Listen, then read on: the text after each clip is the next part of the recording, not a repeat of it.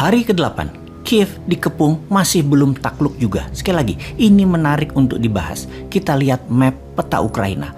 Masuk ke Kiev dari utara, dari Belarus, maka ada kota bernama Ivankov. Ternyata di sana masih juga belum takluk. Masih terjadi perlawanan dengan strategi perang kota, petak umpet di antara gedung-gedung membuat pasukan darat Rusia terhambat. Kita ke sisi timur, kota terdekat Rusia yang terjauh dari Kiev sekitar 400 km. Kharkiv namanya, yang hanya 50 km dari perbatasan Rusia, ternyata juga belum bisa ditaklukkan walaupun pasukan Rusia sudah berjalan menuju Kiev. Kharkiv belum takluk.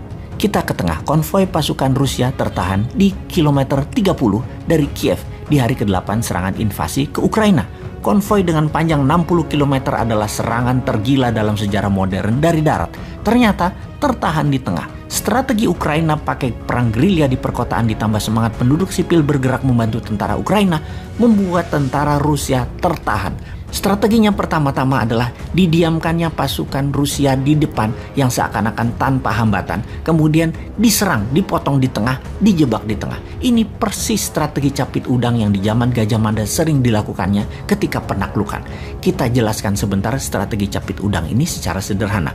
Misalnya, ada demo di depan Istana Negara nanti di zaman Nyumain berkuasa. Cara capit udang akan dipakai lebih banyak karena lebih efektif ketimbang strategi di Radameda atau di Rodomedo. Apalagi tuh di Rodomedo. Kita kembali ke pelajaran sejarah Nusantara sebentar, ke pelajaran zaman SD. Zaman saya SD di kampung dulu tentunya. Kalau sekarang nggak tahu ada apa nggak pelajarannya. Capit udang versus di Rodomedo. Dalam penanganan demo atau perang, di Rodomedo adalah strategi perang zaman Majapahit di zaman Panglima Gajah Mada yang arti harafiahnya adalah diseruduk gajah, dogfight. Pendemo dihadang polisi depan-depanan, itu dogfight. Ini biasanya yang menang, yang rapi, yang lengkap senjatanya, yang posisinya lebih tinggi atau lebih atas. Kalau yang nyerang di bawah posisinya capek mereka perangnya.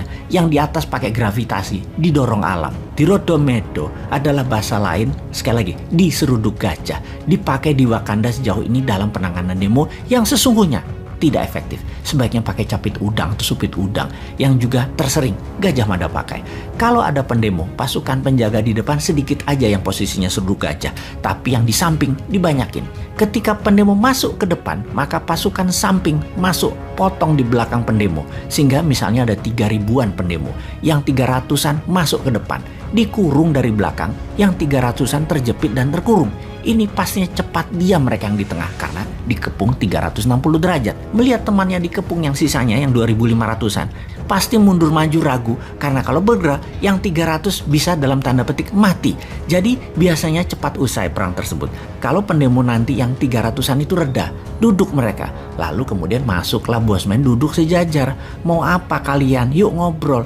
Kurang uang buat modal usaha. Ngomong dong, gak usah galak-galak gini. Kita printing money tapi buat produksi ya.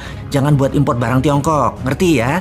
Sudah deh, selesai masalah. Oke, kita kembali ke invasi Rusia. Agaknya Ukraina memakai strategi capit udang ini. Dibiarkannya sebagian tentara Rusia masuk, lalu dicapit seperti saat ini. Tentara yang paling depan dijebak di tengah, yang di belakang, yang konvoi tidak bisa maju. Rakyat dengan senjata apa adanya seperti molotov koktail, pisau, barikade berlapis-lapis atau catenaccio bergerendel melakukan jepitan di mana-mana.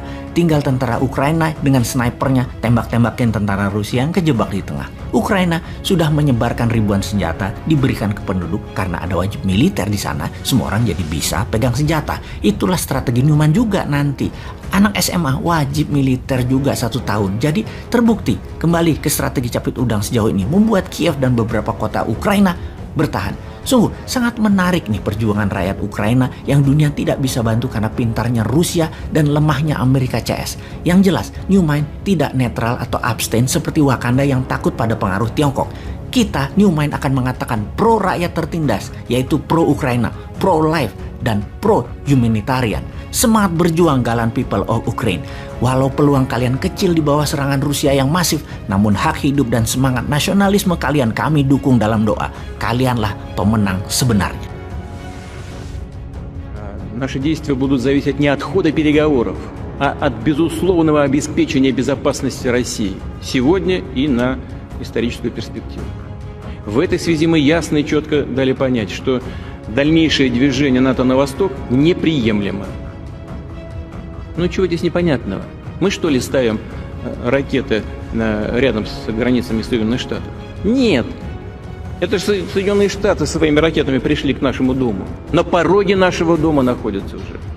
Ну разве это какое-то избыточное требование? Не ставить больше никаких ударных систем у нашего дома. Ну чего здесь необычного? Вот как американцы бы отнеслись, если мы взяли там на границе между Канадой и США или на границе Мексики и США поставили бы наши ракеты. А что, разве у Мексики и у США не было никогда территориальных вопросов? А Калифорния кому принадлежала раньше? А Техас? Подзабыли, что ли? Ну ладно, все затихло. Никто не вспоминает про это, так как вспоминают сегодня про Крым. Замечательно. Но и мы стараемся не вспоминать о том, что как Украина-то складывалась. Кто ее создал-то? Ленин Владимир Ильич, когда создавал Советский Союз. Договор 22 года союзный и 24 год Конституции. Правда, после его смерти, но по его принципам создан. Значит, вопрос в безопасности. Но сейчас, бог с ней, с историей. Вопрос в обеспечении безопасности. Поэтому нам важен не ход переговоров, нам важен результат. Ну разве мы не знаем? Я же много раз уже об этом сказал. И вы наверняка знаете хорошо. Ни одного дюйма на восток, сказали нам в 90-е годы. Ну и чего? Надули. Просто нагло обманули. 5 волн расширения НАТО. И теперь уже, пожалуйста, в Румынии, сейчас в Польше появляются